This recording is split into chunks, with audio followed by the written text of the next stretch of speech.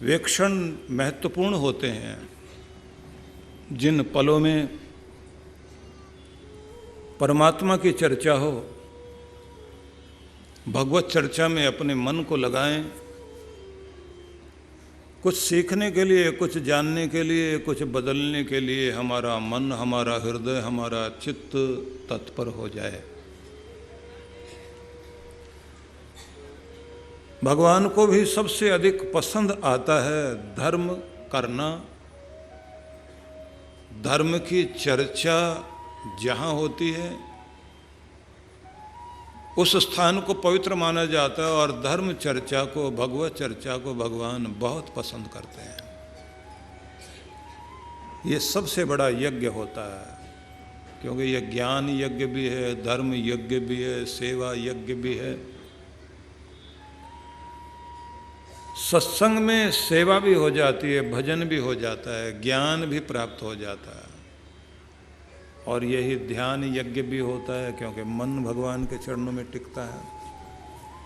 तो भाग्यशाली होते हैं वे लोग जिनका समय भगवत चर्चा में बीते, सत्संग करें, कराएं, सुने, सुनाएं, दान करें, दान दिलाएं, सेवा करें, सेवा में लोगों को लगाएं।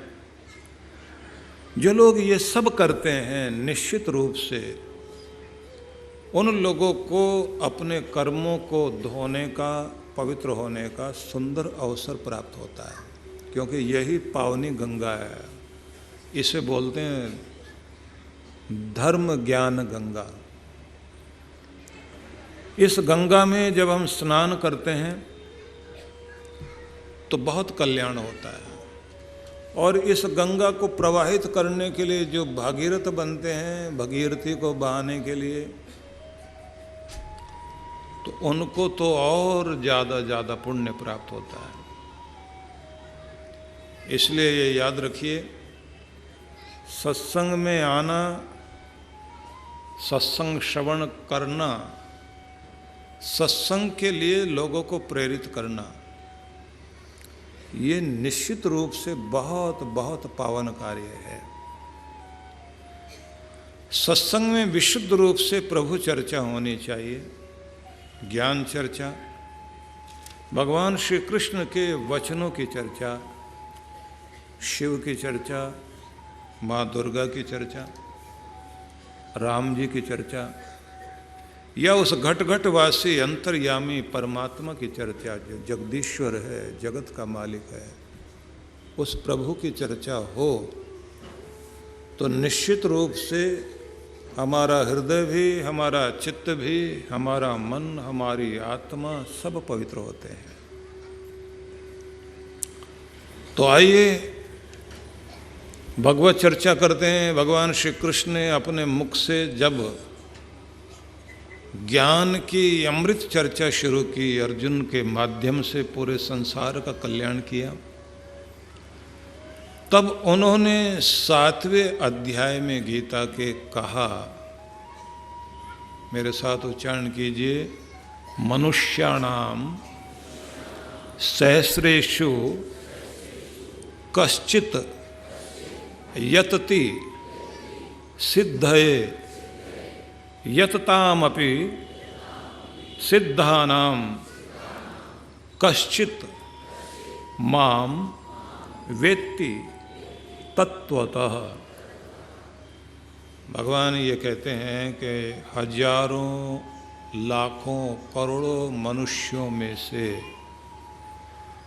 कोई व्यक्ति होता है जो अपने भजन की, भक्ति की सिद्धि के लिए अपने मन को लगाता है।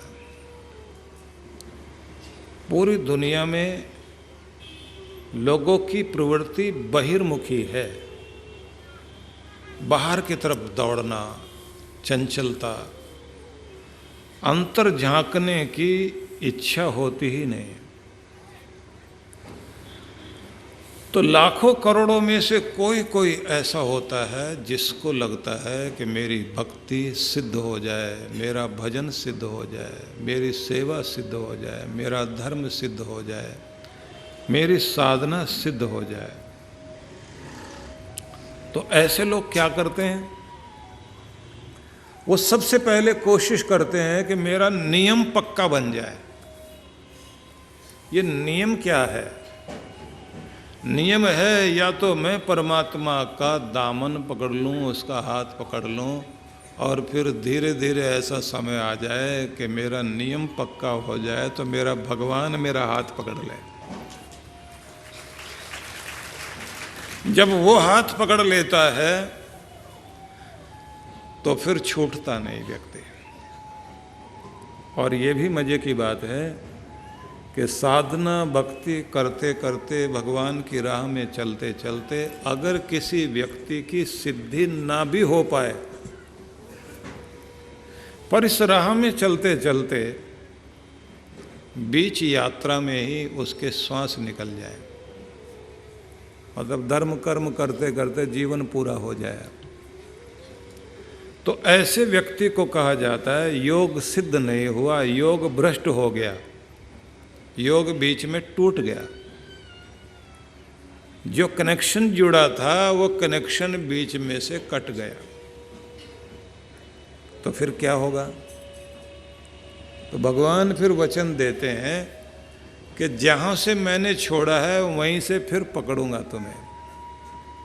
अगला जन्म जब होगा तो ऐसा शरीर दिया जाता है जहाँ ज़्यादा संघर्ष दुनियादारी का नहीं होगा, किसी श्रीमंत धर्मात्मा के घर में जन्म होगा, जहाँ प्रारंभ से ही माँ के द्वारा उत्तम संस्कार दिए जाएंगे, भजन की रीत दी जाएगी, आसन पर बैठने का स्वभाव बनेगा और समय पर गुरु का मिलन होगा। और फिर धीरे धीरे अनायास भक्ति जागृत हो जाएगी। मजे की बात है, किसी किसी व्यक्ति को बचपन से ही भक्ति जागी होती है, किसी की 35 साल की उम्र में जागती है, किसी की 45 में। किसी व्यक्ति को देखते हैं 50 साल तक एक अलग तरह की जिंदगी जी और 50 साल के बाद एकदम धार्मिक हो जाता है। कुछ 60 में जाकर होते हैं तो दिया तो जलता है लेकिन देर से जलता है। कुछ का दिया ऐसा होता है कि जब वो कहीं किसी शमशान घाट में जलती हुई चिताओं को देखते हैं या घर का कोई अपना अचानक विदाई ले ले तब मन पर बड़ा आघात लगता है। ये क्या हुआ? मेरे साथ चलता बोलता हंसता वह प्राणी आँखों से ऐसे ओझल हो गया कि अब याद बनकर रोज सामने आता है। और ऐसा लगता रहता है घर में कि जैसे यहाँ कहीं खड़ा है, मुस्कुराता हुआ निकल गया इधर से उधर। कुछ दिनों तक तो ऐसा ही लगता रहता है जैसे कहीं गया हुआ है, लौट के आएगा। वक्त बीतता जाता है, यादों की लकीरों पर समय की धूल गिरती जाती है और वो यादें धीरे धीरे मंद पड़ती जाती हैं और फिर ऐसा लगता है जैसे वो था तो सही लेकिन सपने जैसी बात लगती है। तो किसी अपने को जाने के बाद मन में जो खिन्नता आती है तो फिर लगता है कोई महिला चली गई, पुरुष चला गया, तो महिला गई तो गहने पड़े हैं उसके, अच्छे अच्छे कपड़े पड़े हैं सजावट के, अलमारियां भरी पड़ी है। कितना शौक था उसको पहनने का, सजने का, संवरने का, घर की देखभाल करने का, सबको जोड़ के रखने का, सब रिश्तों को बांधने का। पति को लगता रहता कितना ख्याल करती थी मेरे लिए चिंता करती थी, समय पर दवाई देगी, डांट खाती रहती थी, उसके बाद भी खड़ी रहती थी, नहीं आप दवाई ले लो।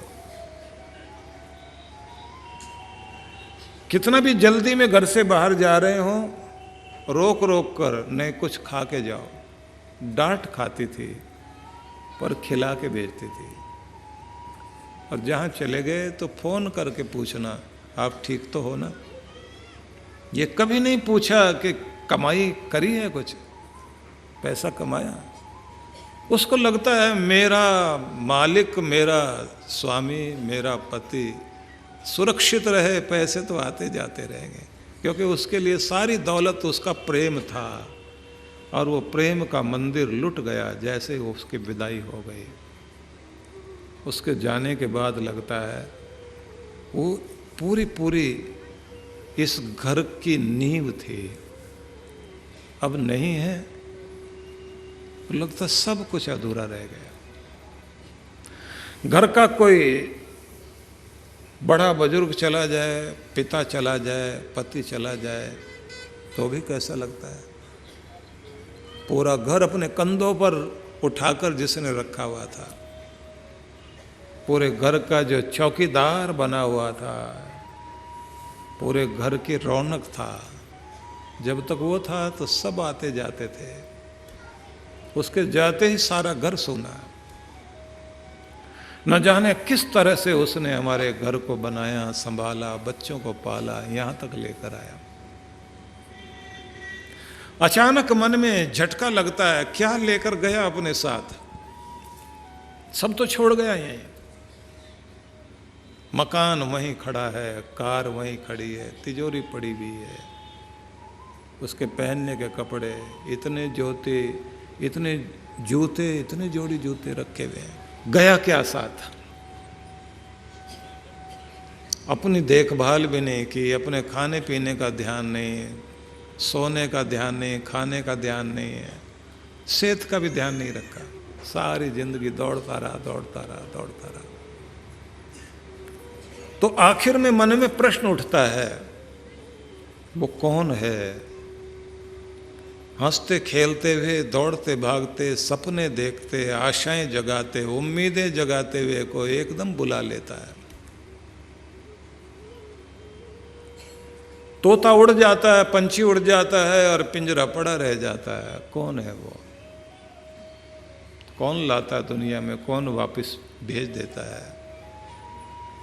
दुनिया की रौनक वहीं रह जाती है सारी की सारी। तो फिर समझ में आता है कोई तो है जो इस पूरी दुनिया का संचालन करता है। वो भाग्य लिखता है तो न जाने सबको क्या क्या दे दे और किस्मत को उल्टा कर दे, तो सड़क पर आने में देर नहीं लगती। तो समझ में आने लग जाता है कि भाई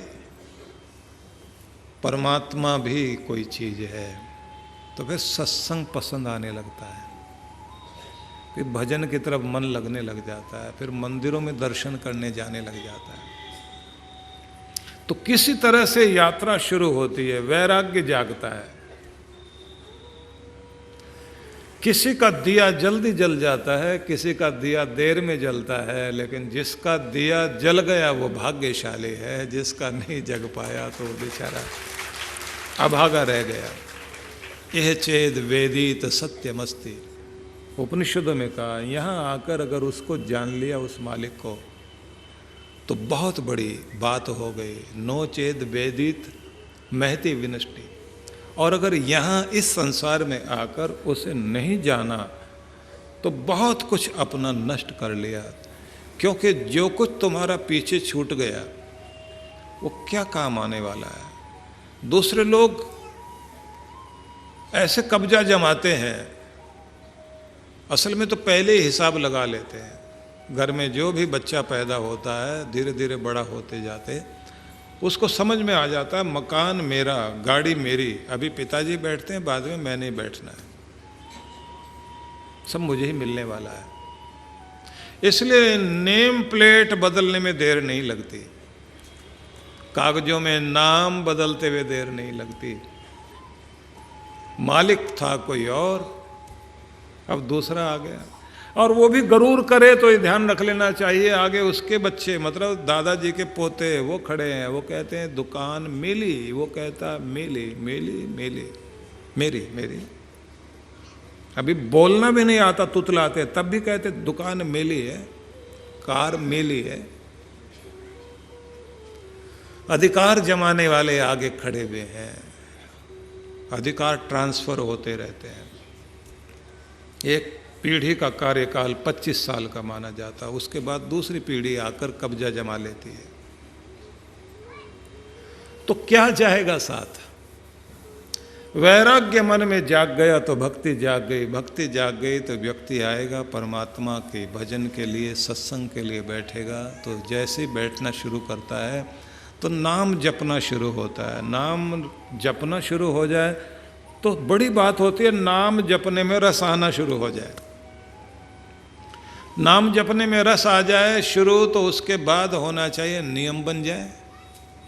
इतने बजे उठना है, इतने बजे भक्ति करनी है, इतने बजे उठ के पहले थोड़ा व्यायाम, थोड़ा प्राणायाम करेंगे, स्नान आदि करने के बाद मंदिर में जाएंगे, कुछ भजन पूजन करेंगे, थोड़ी देर ध्यान में बैठेंगे। उसके बाद कोशिश होती है थोड़ी देर आत्मचिंतन करेंगे, अपनी डायरी लेकर बैठेंगे, कुछ अच्छे वाक्य उसमें लिखेंगे, कोई अच्छी पुस्तक पढ़ेंगे और उसके बाद फिर अखबार पढ़ेंगे, उससे पहले नहीं। क्योंकि अखबार है दुनिया से जुड़ने का माध्यम और पुस्तकें हैं, धार्मिक पुस्तकें दुनिया के मालिक से जुड़ने का माध्यम। तो सबसे पहले व्यक्ति की कोशिश होती है दुनिया से बाद में जुड़ेंगे, दुनिया के मालिक से पहले जुड़ेंगे। तो सुबह उठते ही पहले उस मालिक से जुड़ा जाए, उससे कनेक्शन बन जाए, तो ऐसे फिर नियम बनने लग जाता है। और जैसे नियम बनने लग जाए तो समझ लेना चाहिए नियमित हो गए, तो अब बन गए हम विद्यार्थी। विद्यार्थी बनने से पहले श्रोता बनना होता है। अब सत्संग में आने लग गए तो श्रोता बन गए, और जैसे ही श्रोता बन गए तो कॉपी हाथ में रहे तो कुछ ना कुछ नोट करना है। कलकत्ते में मैंने देखा, वहाँ हर साल जब हम लोगों का दिसंबर में सत्संग होता है, दिसंबर में नवंबर से शुरुआत हो जाती दक्षिण भारत में, बॉम्बे होगा, कलकत्ता, पूना, सूरत में, गुजरात में, नागपुर में, अहमदाबाद में, कलकत्ता, हैदराबाद, औरंगाबाद, अकोला, सब जगह दक्षिण भारत में शुरू हो जाता है। तो कलकत्ता में मैंने देखा जो बड़े बड़े सेठ हैं वहाँ के, हजारों करोड़ों के मालिक, अपने हाथ में कॉपी पेन लेकर आएंगे। मैंने कहा ये किस लिए? बोले सुनना भी है, गुनना भी है, चुनना भी है। तो मैंने कहा अच्छा बताइए पिछले से पिछले साल क्या बताया था। अब पन्ने पलट के बता देते हैं, हाँ पिछले से पिछले साल शुरुआत में ही यहाँ से चर्चा हुई थी। तो मुझे कहना पड़ता है कि ऊपर आओ, मैं अपनी तरफ से माला पहनाना चाहता हूँ कि कम से कम आपने रिकॉर्ड तो रखा।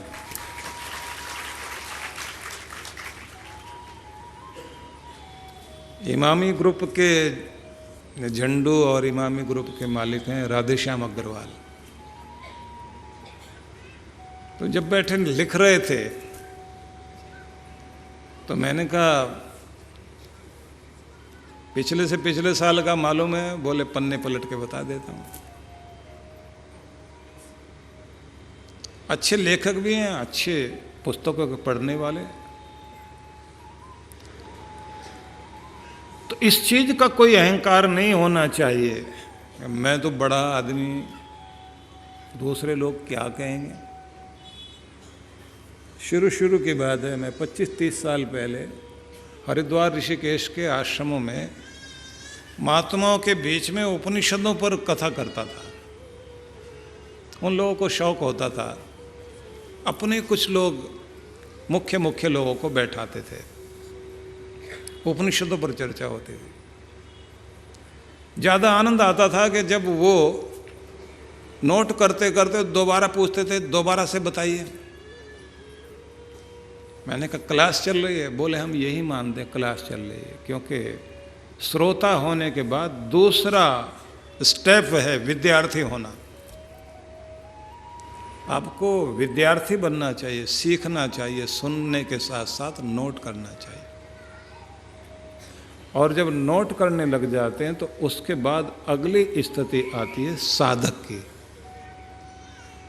फिर साधक बना जाए, सुने हुए में से चुन कर के जो सूत्र आपने, जो फार्मूले अपने पुस्तक में तैयार किए। वो जो फार्मूला एक एक करके आपने तय कर लिया, तो उसके बाद उस पर प्रयोग शुरू होने चाहिए कि अब इस तरह से लाइफ को लेकर चलेंगे। जिन लोगों ने इस तरह से अपने जीवन को बना लिया, हमारे एक गवर्नमेंट ऑफिसर थे, बरेली में सत्संग हुआ तो वहाँ वो सुन रहे थे, तो मैं कह रहा था कि जीवन का एक पड़ाव होना चाहिए कि जब आप मोह माया की दुनिया से हटकर साधना की दुनिया में कदम रखें, और तब आपको वन में या फिर गुरु के आश्रम में समय व्यतीत करना चाहिए। कुछ लोग हरिद्वार में चले जाते हैं, कुछ वृंदावन चले जाते हैं, कोई बनारस जाके बैठ जाते हैं, कुछ उज्जैनी में चले जाते हैं, अलग अलग तीर्थों में जाकर के अपना समय व्यतीत करते हैं, थोड़ा थोड़ा बीच बीच में आते रहते हैं। लेकिन तीर्थ में चले जाने के बाद भी जब तक आपके साथ कोई गाइड ना हो, तब तक आप अपने जीवन को दिशा नहीं दे पाते। तो गुरु के निर्देशन में अगर रहने का मौका मिले तो कितना अच्छा हो। तो सत्संग सुना, शाम को वो सज्जन मेरे पास आए, बोले तो मैं तैयार हो गया, मैंने सत्संग सुना। मैंने कहा क्या तैयार हो गए? बोले अब बस जब आप जाएंगे तो पीछे पीछे मैं भी आऊँगा। अच्छी पोस्ट पर थे, अच्छे अधिकारी थे। तो मैंने कहा इतने दिनों में तैयारी कर लोगे आप? बोले तैयारी है, एकाएक मौत आ जाए तब भी तो सब पड़ा रह जाएगा। तैयारी करके वो आश्रम में आ गए मेरे पास। वहीं रहना, वहीं कार्य करना। तो उसके बाद मेरे से बोले खाली नहीं बैठा जाता, कोई सेवा दीजिए। मैंने कहा जो ये धूप बत्ती, अगरबत्ती, पूजा का सामान लोग लेते हैं स्टॉल पर आकर, उसकी व्यवस्था, हवन सामग्री हो गई, हवन कुंड हो गए, भगवान के मूर्तियाँ, उनके वस्त्र, इसी तरह से मालाएं, पुस्तिकाएं, तिलक वगैरह, ये एक काम है। प्रकाशन एक काम है, वृद्धाश्रम एक काम, गौशाला एक काम, और हॉस्पिटल की सेवा एक काम, मंदिरों की सेवा एक काम। तो कोई एक काम चुन लीजिए और बाकी समय में अपना भजन पूजन करिए। उन्होंने कहा मैं ऐसी सेवा चाहता हूँ कि घर घर में भगवान का तिलक पहुँचे, घर घर में भजन की पुस्तक पहुँचे, घर घर में माला पहुँचे, घर घर में सामग्री पहुँचे, ऐसा कोई काम मुझे मिल जाए। तो मैंने कहा ले लीजिए। और वहाँ रहकर भजन पूजन करना, सेवा करना, 17 साल, 16-17 साल बीत गए। और जैसे ही इतना वर्ष बीत गए तो आखिरी में मुझसे वो बोले मैं आपके साथ साधना क्षेत्र में भी जगह जगह गया, अब मेरी इच्छा है कि अब जब आपका साधना का कैंप लगेगा ऋषिकेश में, वहाँ जाना चाहता हूँ, डुबकी लगा के आना चाहता हूँ। और साथ में मेरी इच्छा है बैजनाथ में धाम में भी आपका सत्संग होगा, वहाँ भी जाऊँगा, तो आपकी आज्ञा मिलनी चाहिए। मैंने अपने आदमियों से कहा इनका टिकट बनवाओ, इनके लिए व्यवस्था करो। तो ऋषिकेश गए, साधना में भाग लिया, गंगा में डुबकी लगाई, वहाँ से लौट आए। तो उस दिन मैंने उनसे सुबह सुबह जब मैं गया तो मंदिर में पूजा करके बाहर निकला। मैंने कहा कैसा रहा ऋषिकेश? बोले वैसे तो गुरु के चरणों में हमेशा ही आनंद रहता है, लेकिन इस बार आपने जो भूलों को क्षमा कराने के लिए कहा था कि सारी भूलें, सारे गुनाह भगवान माफ़ करना, कहा सुना, किया धरा, जो भी कुछ हमसे हुआ है सबके लिए क्षमा याचना। अब केवल अपने चरणों का दास बना के रखना भगवान। कि वो जो आपने कराया था वहाँ से मन तृप्त हो गया, अब अगर उधर भी जाने का मौका मिलेगा बैजनाथ वगैरह तो जाएंगे। शाम को कार्यक्रम मैं जैसे आश्रम से वापस लौटने लगा तो विदा करने के लिए दरवाजे तक गए, प्रणाम किया और जैसे वापस लौटे एकाएक श्वास छोड़ा, गति हो गई। उनकी पत्नी साथ साथ चलती थी, उनके हमेशा दोनों साथ साथ रहते थे। तो वहाँ के प्रबंधक बोलने लगे, इनको पंत जी को हमने कभी भी अकेले चलते हुए नहीं देखा। दोनों पति पत्नी, पीले वस्त्र, लंबी दाढ़ी, बाल पीछे, जटा, इस रूप में जैसे कोई तपस्वी साधक घूमता ऐसे नजर आते थे। अब दोनों में से एक रह गए, ये जोड़ी टूट गई आज। उनकी पत्नी, जिनको अपने पति का बहुत मोह था, हिम्मत के साथ बोली, उनकी यात्रा तो पूरी हो गई पर उनकी आखिरी इच्छा बाकी है। उन्होंने कहा था कि मेरी आंखें मेरे बाद भी जिंदा रहनी चाहिए। ये आंखें किसी के काम आ जाए तो मैं तो इस दुनिया को नहीं देख पाऊंगा, लेकिन कोई मेरे माध्यम से दुनिया तो देखेगा, मेरी आंखें उसको दे दी जाए। अब किसी महिला के सामने उसके पति की डेथ हो जाए और डेड बॉडी पड़ी हुई हो और वो जोर लगा रही हो, ये कह रही हो आंखें दान करनी है अभी, नहीं तो लोग कहने लग जाते हैं इनका चेहरा बिगड़ जाएगा, इनका रूप बिगड़ जाएगा। नहीं, ऐसा नहीं करना। हालांकि कुछ भी बिगड़ता नहीं, आंखें तो बंद ही रहती हैं आदमी की। बीच में से जो आंखें होती हैं जैसे, वो भी वैसे ही रहती हैं। जो कुछ निकाला जाता है वो तो अंदर का तत्व है, और मिट्टी है शरीर, उसे तो जलना ही है अभी। वो कार्य भी पूरा हो गया, बच्चे आ गए तो अब कहती है जहाँ जन्म लिया था उसी मिट्टी में, इस मिट्टी का अंत हो, ये उनकी इच्छा थी। गुरु के घर तो आत्मा दे दी, देह वहीं देनी है जहाँ जन्म लिया था। तो एक साधक की साधना पूरी हो गई।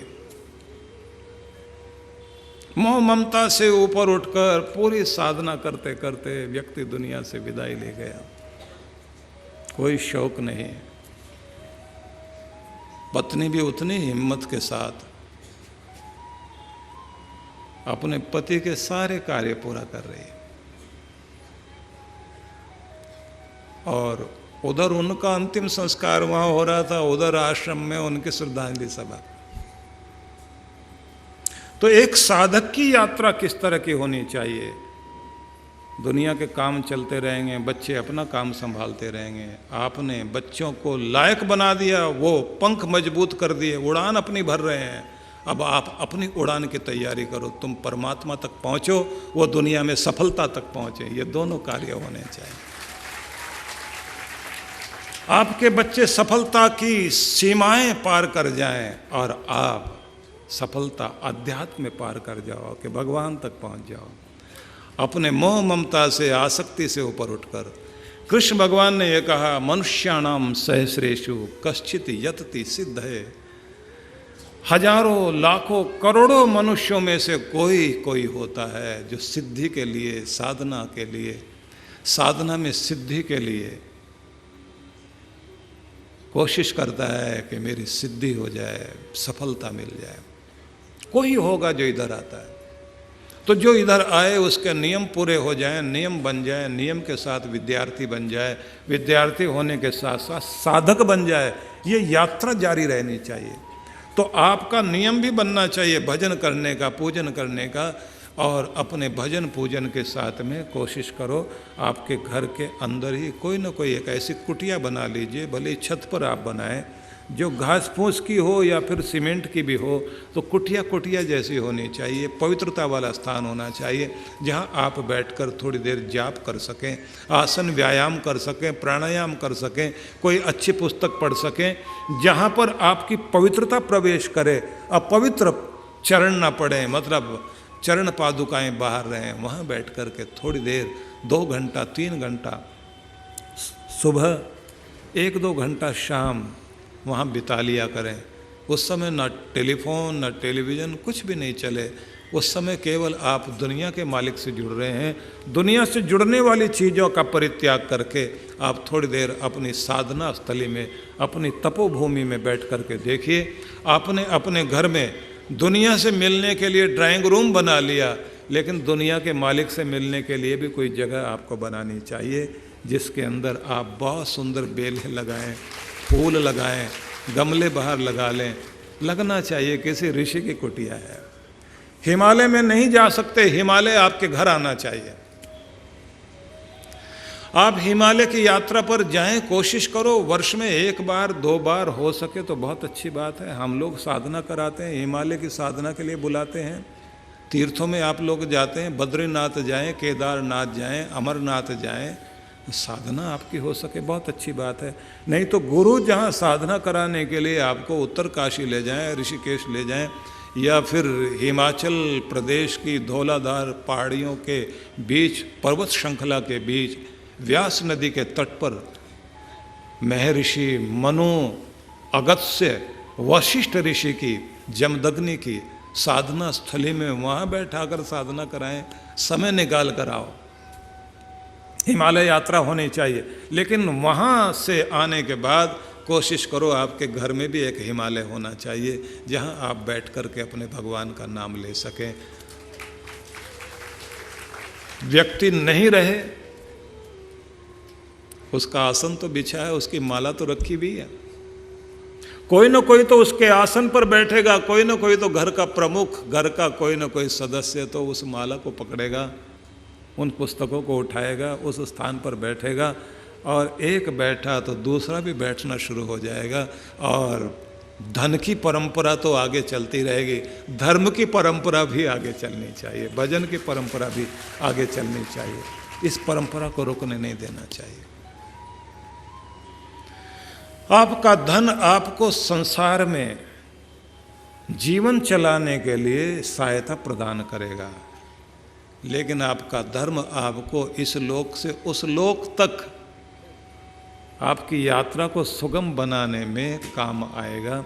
इसलिए धन भी कमाना, लेकिन धर्म भी कमाना। ठीक है, आज सुबह मैं कह रहा था, रास्ते में रुके ना हम लोग,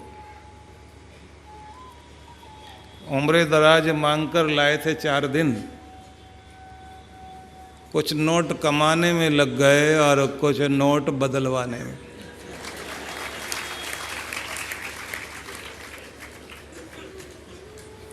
जिंदगी है ना। लेकिन ये तो विनोद की बात है। अगर सच पूछा जाए, 2 आरजू में कट गए, 2 इंतजार में। जिंदगी के 4 दिन कुछ तो इच्छा करने में, सपने देखने में, कुछ सपने पूरे हो जाएं इसके इंतजार में जीवन के पल कटते चले गए। तो आज से क्या करना है? कृष्ण भगवान जो कह रहे हैं अर्जुन को, अर्जुन इस दुनिया में हजारों लाखों में से कोई कोई होता है जो इस राह पर आता है। इस राह पर आ भी जाए तो सिद्धि की कामना करने वाला भी कोई कोई होता है। यतताम अपि सिद्धानाम कश्चिन माम वेत्ति तत्वतः। इस तरफ आकर यत्न करने वाला कोई मनुष्य, लाखों करोड़ों में से कोई यत्न करे, यत्न करने वालों में भी कोई सिद्धि प्राप्त करे, और सिद्धि प्राप्त कर लेने के बाद भी कुछ ही लोग होंगे जो मुझे तात्विक रूप से, पूर्ण रूप से जानने में समर्थ हो पाते हैं।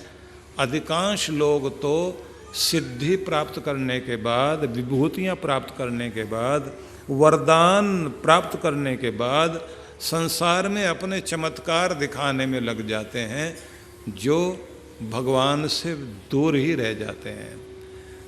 भगवान कहते हैं जो मुझे तत्व से जान पाते हैं वो तो कोई कोई मनुष्य ही होता है। तो इसलिए ये ध्यान रख लीजिए कि अगर आपका मन परमात्मा की तरफ लग गया तो आप भाग्यशाली हैं, और आपका मन भगवान के चरणों में लगने लगा तो इसका मतलब है कि अब अगली कड़ी जोड़िए, नियम बन जाए। नियम टूटने मत दो।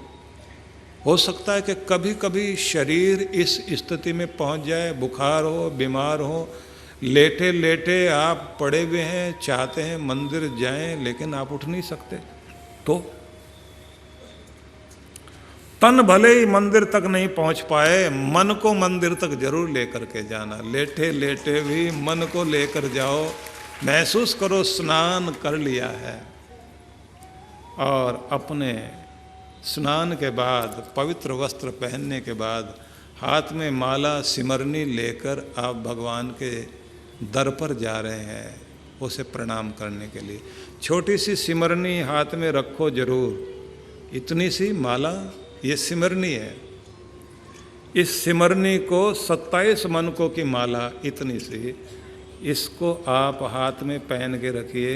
जब मौका लगे तो निकाल लो हाथ में, और निकाल कर चलते चलते बीच की 2 उंगलियों के मध्य रखकर अंगूठे से चलाना शुरू करो। ओम नमः शिवाय, ओम नमः शिवाय, हरि ओम हरि ओम हरि ओम, श्री राम श्री राम श्री राम श्री राम श्री राम। ओम ऐं ह्रीं क्लीं चामुंडाय विचे, ओम ऐं ह्रीं क्लीं चामुंडाय विचे।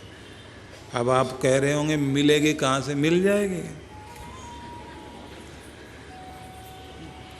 माला तो होनी चाहिए हाथ में, भगवान का नाम चलते फिरते उठते बैठते सोते जागते जपते रहें। तो किसी दिन आपका तन साथ नहीं दे तो भी मन को आदत डाले रखो, भगवान के दर्शन करने के लिए जाए। और ये भी कोशिश करो, हो सके तो रोज़, नहीं तो सप्ताह में एक दिन ज़्यादा समय निकाल कर अपने घर के मंदिर में बैठकर भजन पूजन करने के अनंतर फिर आप शांत मन से सहज होकर तीर्थ के मानसिक रूप से दर्शन करने के लिए जाओ। मानसिक रूप से दर्शन करने के लिए जाओगे तो आपके मन में आया कि बद्रीनाथ जाना है, तो ऋषिकेश से आप अपनी गाड़ी से जा रहे हैं, घुमावदार सड़कों से होते हुए, ऊंचे नीचे रास्ते, ऊंचे ऊंचे पहाड़, नीची नीची गहरी खाइयाँ और हरे भरे वृक्ष, बीच में पहाड़ों की कोख से फूटते हुए झरने और तरह तरह के छोटे छोटे गाँव, उनके बीच से गुजरते गुजरते जैसे आप जा रहे हैं चलते हुए, नज़दीक पहुंचने लगे, ठंडी हवाओं के झोंकों ने आपका स्वागत करना शुरू कर दिया और आपको लगने लगा ठंडी हवाएं आ रही हैं, तो मेरे परमात्मा के धाम को छू करके इन हवाओं ने बताना शुरू कर दिया कि नज़दीक आ गए हो, अब पहुंचने वाले हो। और कल कल छल छल करती हुई नदी की धाराएं अलकनंदा भागीरथी को मिलते हुए आपने देखा गंगा बनकर बह रही है देवप्रयाग से होते हुए। जैसे जैसे आप और आगे बढ़ते चले गए और जैसे ही आप अलकनंदा के तट तक पहुंच गए, बर्फीले पहाड़ों से आसमान को छूते हुए आप देख रहे हैं बादल झुके हुए हैं आसमान से नीचे, और ऊंचे ऊंचे पर्वत, एक पर्वत के बाद ऊंचा पर्वत, उससे बाद में और ऊंचा पर्वत, उससे आगे और ऊंचा पर्वत, ऐसा लगता है और ऊंचा और ऊंचा और ऊंचे पहाड़। और जैसे अलकनंदा के किनारे चलते चलते बद्रीनाथ तक आप जाकर के पहुँचे, दिखाई देता है कि सारे पहाड़ आसमान को छू रहे हैं और सफ़ेद चादर ओढ़ रखी है सब पर्वतों ने, एक अलग ही दुनिया दिखाई देती है। और वहाँ जाकर आपको समझ में आता है कहाँ जाकर डेरा लगाया मेरे भगवान आपने भी, यहाँ इतनी दूर। चलो बुला लिया तुमने, मेरा प्रणाम स्वीकार करना, मेरे परिवार का प्रणाम स्वीकार करना और मेरे परिजनों का, मेरे पितरों का भी प्रणाम आपको। जिस नगर में रहता हूँ नगर वासियों का प्रणाम, जिस देश में रहता हूँ उन सब देशवासियों की तरफ से भी तुम्हें प्रणाम करता हूँ। झुक झुक कर भगवान को प्रणाम करो और फिर महसूस करो वहाँ जैसे ही आप गए, घुटनों के बल बैठ गए तो अपने भगवान को प्रणाम करते हुए महसूस करो कि इस समय आरती करने जा रहे हो। बैठे हो आप अपने घर के मंदिर में, अनुभव करना कि पहुंच गए हो आप बद्रीनाथ, और बद्रीनाथ में पहुंचे हो तो फिर ये अनुभव करो देव लोग आकर मंत्र पाठ शुरू करें, देवता ही शंख ध्वनि करें, देवता ही घंटा नाद करें। तो अपने चारों तरफ अनुभव करना कि जैसे चारों तरफ देव मंडल खड़ा हुआ है, नारद जी की वीणा बज रही है, गंधर्व गीत गा रहे हैं, तरह तरह का मंत्र पाठ हो रहा है, और ऐसे बीच में आप सामने आकर सोने की थाली में नंदनवन के पुष्पों के साथ चांद और सूरज का दीप बनाकर अपनी थाली हाथ में लेकर अपने परमात्मा का स्तवन करने के लिए खड़े हुए हो। अनुभव करना, कल्पना से ही सही, अपनी कल्पना से भगवान के चरणों तक आप पहुंचना। लगना चाहिए कि आपके थाल में चांद सूरज सितारे सब दिए बनकर आ गए हैं और सामने ज्योतिर्मय रूप में भगवान विराजमान हैं। जमीन से आसमान तक उनका आकार पहुंच गया है और आप वहाँ वंदन कर रहे हैं, आंखें बंद हैं, मन से आप अपने भगवान तक पहुँचे हैं। मन की कल्पना से जब नरक जा सकते हो तो स्वर्ग भी जा सकते हो ना। जब मन की कल्पना से आप झगड़े कर सकते हो तो देवता को भी तो बुला सकते हो। मन की कल्पना से आप गंदे चित्र सोच सकते हैं तो मन की कल्पना से देवताओं का भी तो चिंतन कर सकते हो ना, अपने भगवान का दर्शन कर सकते हो। तो मन की कल्पना से ही आप वहाँ पहुँचिए और दर्शन करो। भगवान का स्वरूप आपके हाथ में बड़ा सा एक थाल और उसमें जगमगाते हुए दीप, मानो चंदा सूरज सारे सितारे ही उतर आए हैं, और जो वहाँ अगरबत्तियाँ जल रही हैं वो तो नंदन वन का ही चंदन है। मंत्र हमको आते नहीं लेकिन देवता पाठ कर रहे हैं हमारी तरफ से। मेरे प्रभु की विश्व रूप का दर्शन हो रहा है। मैं अपने प्यारे की आरती कर रहा हूँ तो वंदन करना, प्रणाम करना। बैठे हो अपने घर में, महसूस होना चाहिए तीर्थ दर्शन करने के लिए गए हो। मानसिक रूप से अनुभव होगा कि भगवान ने आपके सिर पर हाथ रखकर आशीर्वाद दिया है और कहा, मेरे बच्चे तेरी प्रार्थना स्वीकार की जाती है, तेरा कल्याण।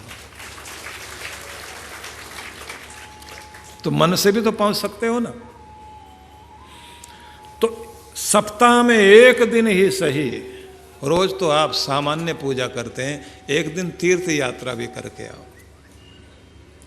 और मन से पहुंचते हो तो तन से भी कोशिश किया करो अपने तीर्थों में पहुंचा जाए, अपने तीर्थ वाले स्थान में आपको जाने का अवसर मिले और गुरु के माध्यम से जाने का अवसर मिले।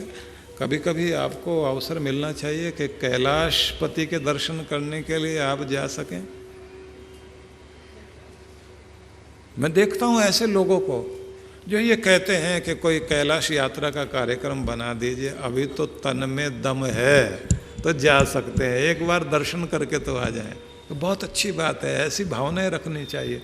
आप देश विदेश में, यूरोप में, अमेरिका में न जाने कहाँ कहाँ घूमने की इच्छा रखते हैं, और जगह घूमने से तो घूमते ही रह जाओगे, लेकिन भगवान के दर पर एक घूम कर आइए। सारा घूमना मतलब आवागमन का चक्र खत्म हो जाएगा और दुनिया के चक्कर खत्म, और फिर वो प्राप्त हो जाएगा जिसके लिए दुनिया में आपको जन्म दिया गया है। इसलिए और यात्रा बाहर की यात्रा है, भगवान की यात्रा बस वो अंतर यात्रा है। तो भगवान ये कहते हैं कोई कोई है जो इस तरफ आता है, सब कोई तो नहीं आते, लेकिन जो आए भाग्यशाली है वो। उनमें से भी जो यत्न लगातार करते रहते हैं वो भी लाखों करोड़ों में से कोई, मतलब सिद्धों में से, भक्ति करने वालों में से, लाखों करोड़ों भक्तों में से भाग्यशाली होगा जिसका यत्न प्रयत्न लगातार जारी है। और उनमें से भी जो लाखों करोड़ों यत्न करने वाले हैं उनमें से भी कोई भाग्यशाली होगा जिसकी सिद्धि हो जाती है। और सिद्धि प्राप्त करने वाले लाखों करोड़ों में से भी कोई एक होता है जो तत्व से मुझे यथार्थ रूप से वास्तव में मेरे स्वरूप को जो जान लेता है। तो ऐसा भाग्यशाली हो जाना बड़ी बात है। तो जब गुरु की शरण में व्यक्ति रहने लग जाता है तो ध्यान रखिए जीवन में ये घड़ी आती जरूर है। हमें हर दिन अपने नियम बनाकर चलने की चेष्टा करनी चाहिए, ये ध्यान रख लीजिए। और कोई चीज़ काम आए ना आए, आपका धन काम आए ना आए, लेकिन आपकी पूजा, आपकी भक्ति, आपकी सेवा, आपका दान, आपका पुण्य इस लोक में भी काम आएगा और उस लोक में भी काम आएगा। यही आपका कल्याण करेगा। तो जो समय आपने भगवान को दिया वो तो सुरक्षित, और जो समय आपने दुनिया को दिया उसमें से कितना समय सार्थक होता है? 80% तो टाइम हमारा बेकार जाता है। वैसे भी 80-20 का सिद्धांत दुनिया में काम करता है। 20% लोग 80% पे राज करते हैं। 80% लोगों के पास 20% धन होता है और 20% लोगों के पास 80%। लंबी कहानी है, सार में इतना सुन लीजिए। 80% टाइम हमारा बेकार में जाता है। 80% टाइम में हम 20% काम कर पाते हैं, और अगर अच्छा मूड बन जाए तो 20% में 80% काम कर जाएंगे। इसलिए कोशिश करो कि आप मूड में रहो, और आपके मूड बनने से, भाव बनने से ज़्यादा काम भी पूरे हो, भजन भी पूरा हो, सांसारिक कार्य भी आपके पूरे हो जाएं, और आपकी यात्रा भी ठीक हो जाए। तो क्या भगवान ने हमारे लिए कहा, ये मैं सब सुनाना चाहता हूँ आपको। तो आज तो हमने भूमिका बनाई है, और यहाँ टाइम इन्होंने दिया हुआ 4 से 6 का। तो ऐसा कर देते हैं, इसको 6:30 तक रख दें। कितने लोग तैयार हैं? वाह, 7 तक कर सकते हैं, लेकिन महिलाओं के कारण कि उनको घर लौटना होता है, अंधेरा हो जाता है आजकल जल्दी, तो 6:30 तक चला देते हैं। ठीक है, तो अभी 15 मिनट बढ़ा दिए हमने अभी, और नहीं तो मैं अभी पूरा करने लग रहा था।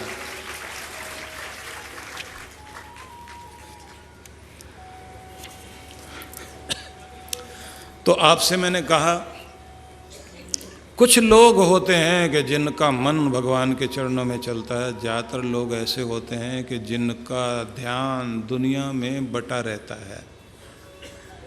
तो जो दुनिया में बटे रहते हैं, बिखरा बिखरा जीवन जीते हैं, तो उसके कारण क्या होता है? अशांत ज़्यादा रहते हैं, चिंताएं ज़्यादा रहती हैं।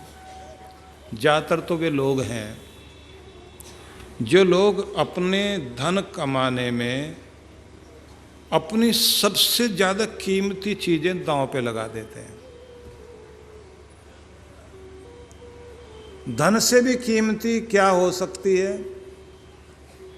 एक तो आपकी नींद। जब नोट आ रहे होते हैं ना, उन दिनों ये दिखाई देता है नींद वींद तो आती रहेगी, पहले नोट आने दो। धन आ जाए, नींद चली जाए,